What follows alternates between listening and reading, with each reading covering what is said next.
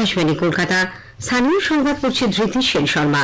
বিশেষ খবর হলো, বিজেপি বিরোধী আইএনডিআইএ জোটে থাকলেও তৃণমূল কংগ্রেস রাজ্যে সিপিআইএম ও কংগ্রেসের সঙ্গে কোন রকম সমঝোতা করবে না বলে দলনেত্রী মমতা ব্যানার্জি জানিয়েছেন। রাজ্যের 4টি বিধানসভা উপনির্বাচনে আগামীকালের ভোট গণনার জন্য সমস্ত প্রস্তুতি সম্পূর্ণ। শহরের মতো এবার রাজ্যের পঞ্চায়েত এলাকার বাসিন্দারাও অনলাইনে সম্পত্তি কর মেটানোর সুযোগ পাবেন। একটানা দুঃসহ ভ্যাপসা গরমের পর বর্ষার বৃষ্টিতে কলকাতা সহ দক্ষিণবঙ্গের বিভিন্ন জেলায় কিছুটা স্বস্তি মিলেছে। উত্তরবঙ্গের জেলাগুলিতে ভারী বৃষ্টি চলেছে। বাংলা জুনিয়র জাতীয় ওয়াটার পোলো চ্যাম্পিয়ন হয়েছে। আসছে বিস্তারিত খবরে। বিজেপি বিরোধী আইএনডিআইএ জোটে থাকলেও তৃণমূল কংগ্রেস রাজ্যে সিপিআইএম ও কংগ্রেসের সঙ্গে কোন রকম সমঝোতা করবে না বলে দলনেত্রী মুখ্যমন্ত্রী মমতা ব্যানার্জি জানিয়েছেন। মুম্বাই সফরে তিনি আজ শিবসেনা উদ্ধব গোষ্ঠীর প্রধান উদ্ধব ঠাকরের বাসভবনে গিয়ে তাঁর সঙ্গে সাক্ষাৎ করেন। পরে সাংবাদিকদের মমতা বলেন, রাজ্যে কংগ্রেস এবং সিপিআইএম বিজেপির হয়ে কাজ করছে। তৃণমূল কংগ্রেস রাজ্যে এদের বিরুদ্ধাচরণ করলেও সর্বভারতীয় স্তরে তারা কংগ্রেস ও বামেদের সঙ্গেই থাকবে। बंगाल में तृणमूल कांग्रेस तैयार हुए लड़ने के लिए। हम तो सीपीएम कांग्रेस को साथ एडजस्ट नहीं कर सकते है कि हम तो सीपीएम का साथ लड़ाई करके हम पावर में आया। सीपीएम का साथ हमारा हिस्सा नहीं है। सीपीएम कांग्रेस बीजेपी अगर बंगाल में एक साथ में काम करे तो हमारा लिए दिक्कत होता है। 3 पार्टी मिलकर ये भी किया, लेकिन कांग्रेस ऑल इंडिया में उसको खिलाफ नहीं है, लेकिन बंगाल में उसको कुछ नहीं है। लेकिन इंडिया गठबंधन में हम लोग सब इकट्ठा होते ही है। দলীয় সূত্রে জানা গেছে, সংসদে আসন্ন বাজেট অধিবেশনের আগে জোটের রণকৌশল নিয়ে মমতা উদ্ধব ঠাকরের সঙ্গে আলোচনা করেন। চলতি মাস থেকে বলবৎ হওয়া 3টি ফৌজদারি আইন নিয়েও কেন্দ্রের বিরুদ্ধে সরব হন তিনি। এরপর তিনি এনসিপি প্রধান শরদ পাওয়ারের সঙ্গেও সৌজন্য সাক্ষাৎ করেন। রাজ্যের 4 বিধানসভা কেন্দ্রের উপনির্বাচনের ভোট গণনা আগামীকাল। ইতিমধ্যে তার সমস্ত প্রস্তুতি সম্পূর্ণ। ভোট গণনা শুরু হবে সকাল 8টায়। গণনা কেন্দ্রের বাইরে ত্রিস্তরীয় নিরাপত্তার বন্দোবস্ত করা হয়েছে। 200 মিটারের মধ্যে জারি রয়েছে 144 ধারা। আগামীকালের ভোট গণনার প্রস্তুতি নিয়ে একটি প্রতিবেদন। ভোটে রানাঘাট, বাগদা, রায়গঞ্জ কেন্দ্রে লোকসভা ভোট শেষ হতে না হতেই অনুষ্ঠিত হয়েছে রাজ্যের 4 বিধানসভা কেন্দ্রের উপনির্বাচন। এই 4 কেন্দ্রের ফল নিয়ে রাজনৈতিক মহলের পাশাপাশি সাধারণ মানুষের মনেও কৌতূহল রয়েছে। 2021 সালের বিধানসভা ভোটে রানাঘাট, বাগদা, রায়গঞ্জ কেন্দ্রে জয়ী হয়েছিল বিজেপি, আর মানিকতলা এসেছিল তৃণমূল কংগ্রেসের হাতে। উপনির্বাচনে এই ফলের পুনরাবৃত্তি হবে কিনা সেদিকেই নজর থাকবে সকলের। সকাল 8টা থেকে ভোট গণনা শুরু হবে। দুপুরের মধ্যেই 4 কেন্দ্রের রাজনৈতিক ভবিষ্যতের ছবি স্পষ্ট হয়ে উঠবে বলে মনে করা হচ্ছে। এই 4টি কেন্দ্রের মধ্যে সর্বাধিক রাউন্ড ভোট গণনা হবে মানিকতলায়। রবীন্দ্র ভারতী বিশ্ববিদ্যালয় ক্যাম্পাসে ভোট গণনা কেন্দ্রে এই কেন্দ্রের মোট 20 রাউন্ড ভোট গণনা হবে বলে নির্বাচন কমিশন জানিয়েছে। সব থেকে কম ভোট গণনা হবে রায়গঞ্জে। সেখানে 10 রাউন্ড ভোট গণনার পরেই চূড়ান্ত ফল সামনে আসবে। রত্না রায়ের সঙ্গে অভিরূপ ভট্টাচার্য, আকাশবাণী সংবাদ, কলকাতা। উত্তর 24 পরগনার বাগদায় এক তৃণমূল কংগ্রেস কর্মীর পুলিশের পিস্তল হাতে সেলফি তুলে সোশ্যাল মিডিয়ায় আপলোড করার ঘটনায় ব্যাপক চাঞ্চল্য ছড়িয়েছে। এই ঘটনায় বিভাগীয় তদন্ত শুরু হয়েছে বলে বনগাঁ পুলিশ সুপার জানিয়েছেন। উল্লেখ্য, 10 জুলাই বাগদায় উপনির্বাচনের দিন পুলিশের ব্যবহৃত গাড়ির চালক ছিলেন তৃণমূল কংগ্রেস কর্মী সোনাই ঘোষ ওরফে বাবাই। ভোট চলাকালীনই কর্তব্যরত সেক্টর অফিসারের কাছ থেকে পিস্তল চেয়ে তিনি ছবি তোলেন। বিজেপির অবশ্য অভিযোগ, বাগদার মালিপোতায় ওই দিন বুথ জ্যামের যে অভিযোগ ওঠে, সেই সময় ওই তৃণমূল কংগ্রেস কর্মী পিস্তল নিয়ে ভোটারদের ভয় দেখাচ্ছিলেন। তৃণমূলের পাল্টা দাবি, অভিযুক্ত তাদের দলেরই নয়, তিনি বিজেপির কর্মী। কোচবিহারের মাথাভাঙা হাজরাহাট 2 নম্বর গ্রাম পঞ্চায়েতের তৃণমূল কংগ্রেসের উপপ্রধান হাসিম আলী ও তার ভাই এরশাদ আলীর বিরুদ্ধে এক মহিলাকে মারধরের অভিযোগ উঠেছে। মাথাভাঙা মহকুমা হাসপাতালে ভর্তি ওই মহিলা। জমি নিয়ে বিবাদকে কেন্দ্র করে গতকাল পুলিশের উপস্থিতিতেই মারধর করা হয় বলে অভিযোগ। এই ঘটনায় পুলিশ আজ মূল অভিযুক্ত এরশাদ আলী ও আরেক অভিযুক্তকে গ্রেপ্তার করেছে। তাদের আগামীকাল আদালতে তোলা হবে। হাসিম আলী অবশ্য অভিযোগ অস্বীকার করেছেন।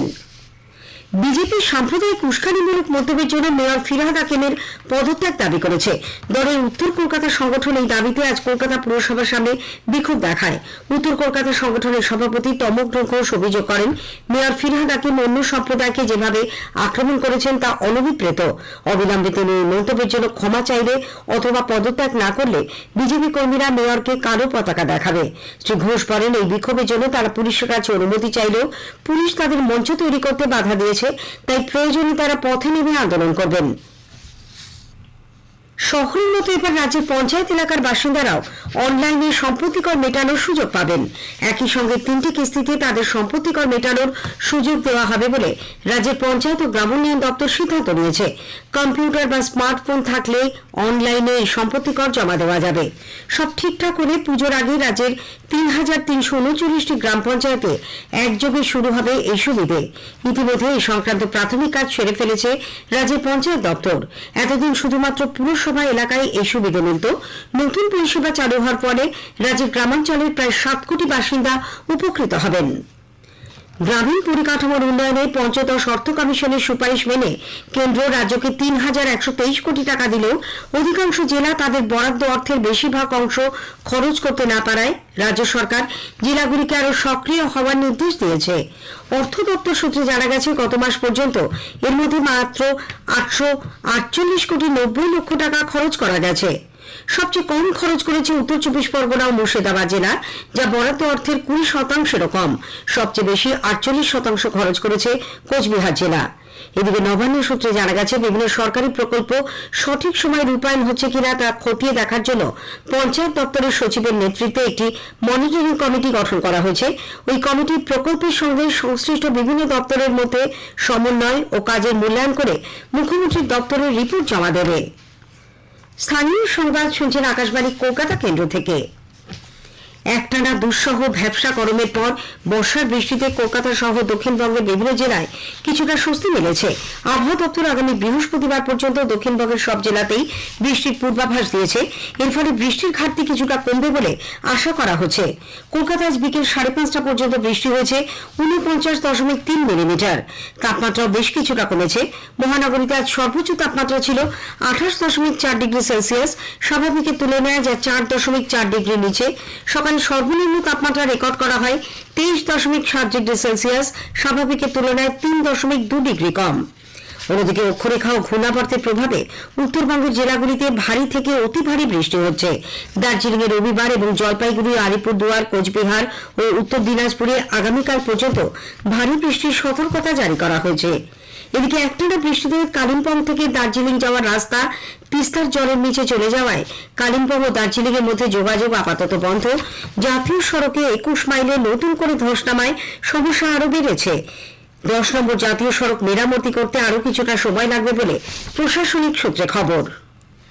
মালদা জেলার বাবুলগোলা ব্লকের গোবিন্দপুর মহেশপুর গ্রাম পঞ্চায়েতের সাপমারি, ময়নাখোলা, গোয়ালপাড়া, মালডাঙ্গা, গুনাইডাঙ্গার বন্যা কবলিত এলাকা আজ পরিদর্শন করেন জেলা শাসক নিতিন সিংহানিয়া। ওই এলাকায় প্রায় 5,000 পরিবারের বসবাস, তাদের সব রকম ব্যবস্থা করা হবে বলে আশ্বাস দিয়েছেন জেলা শাসক। উল্লেখ্য, হারিয়া নদীতে জল বাড়ার ফলে রাস্তা ভেঙে গ্রামে জল ঢুকে পড়ে আর তারই জেরে বন্যা পরিস্থিতির সৃষ্টি হয়। পুরুলিয়ার রঘুনাথপুরের জামুয়াডি গ্রামে মাছ ধরতে গিয়ে দামোদর নদে ডুবে এক যুবকের মৃত্যু হয়েছে। সঞ্জীব হেমব্রম নামে ওই আদিবাসী যুবক গত সন্ধ্যায় টিউবের তৈরি নৌকো করে দামোদরে মাছ ধরতে গিয়েছিলেন। সে সময় ঝড় বৃষ্টি শুরু হয়, তিনি আর ফিরে আসতে পারেননি। পরিবারের সদস্যরা তার খোঁজে রঘুনাথপুর থানায় খবর দেন। পুলিশ ও বিপর্যয় মোকাবিলা বাহিনী রাতে তল্লাশি শুরু করলেও প্রতিকূল আবহাওয়ার কারণে তা স্থগিত রাখতে হয়। আজ সকালে তল্লাশি শুরু করে ঘণ্টা দুয়েক পর সঞ্জীবের মৃতদেহ উদ্ধার করা হয়েছে। পূর্ব বর্ধমানের দেওয়ানদিঘি থানার আলমপুরে চোর সন্দেহে আটকে রাখা 4 জনকে উদ্ধার করতে গিয়ে পুলিশ আজ আক্রান্ত হয়। পুলিশের গাড়িতেও ভাঙচুর চালানো হয় বলে অভিযোগ। এই ঘটনাকে কেন্দ্র করে এলাকায় ব্যাপক উত্তেজনা ছড়ায়। হামলায় জড়িত থাকার অভিযোগে 14 জনকে পুলিশ গ্রেপ্তার করে। এদের মধ্যে 13 জনেরই বাড়ি আলমপুরে। ধৃতদের আজ বর্ধমানের সিজিএম আদালতে তোলা হলে 7 দিনের পুলিশ হেফাজতে পাঠানো হয়েছে। পুলিশ সূত্রে জানা গেছে, মুর্শিদাবাদের লালগোলা থানা এলাকার 4 জন আলমপুরে ব্যবসার কাজে ঘর ভাড়া নিয়ে থাকতেন। আজ ভোর রাতে চোর সন্দেহে তাদের আটকে রাখা হয়েছে খবর পেয়ে সেখানে গিয়ে পুলিশ দেখে তাদের নৃশংসভাবে মারধর করা হচ্ছে। উদ্ধার করা হলে উত্তেজিত জনতা পুলিশকে বাধা দেয়। এই নিয়ে উত্তেজনা ছড়ায়। জখম হন একজন এএসআই। এদিকে বর্ধমান শহরের 33 নম্বর ওয়ার্ডের খাঁপাড়ায় ছেলে ধরার সন্দেহে এক নাবালিকা সহ 2 জনকে স্থানীয়রা মারধর করে। পরে পুলিশ গিয়ে তাদের উদ্ধার করে। অপরিচিত 5 জন এলাকার একটি বাচ্চার সঙ্গে কথা বলতে শুরু করলে স্থানীয়দের সন্দেহ হয়। বাংলার জুনিয়র জাতীয় ওয়াটার পোলো চ্যাম্পিয়ন হয়েছে। ইন্দোরে গতকাল ফাইনালে বাংলার 9-8 গোলে কেরালাকে হারিয়ে দেয়। বাংলার সৌমন মণ্ডল 6টি গোল করেছেন। তিনি সেরা খেলোয়াড় নির্বাচিত হয়েছেন। শেষ করার আগে স্থানীয় সংবাদের বিশেষ কিছু অংশ আরো একবার। বিজেপি বিরোধী আইএনডিআরএ জোটে থাকলেও তৃণমূল কংগ্রেস রাজ্যে সিপিআইএম ও কংগ্রেসের সঙ্গে কোন রকম সমঝোতা করবে না বলে দলনেত্রী জানিয়েছেন। রাজ্যের 4টি বিধানসভা উপনির্বাচনে আগামীকালের ভোট গণনার জন্য সমস্ত প্রস্তুতি সম্পূর্ণ। স্থানীয় সংবাদ শেষ হলো।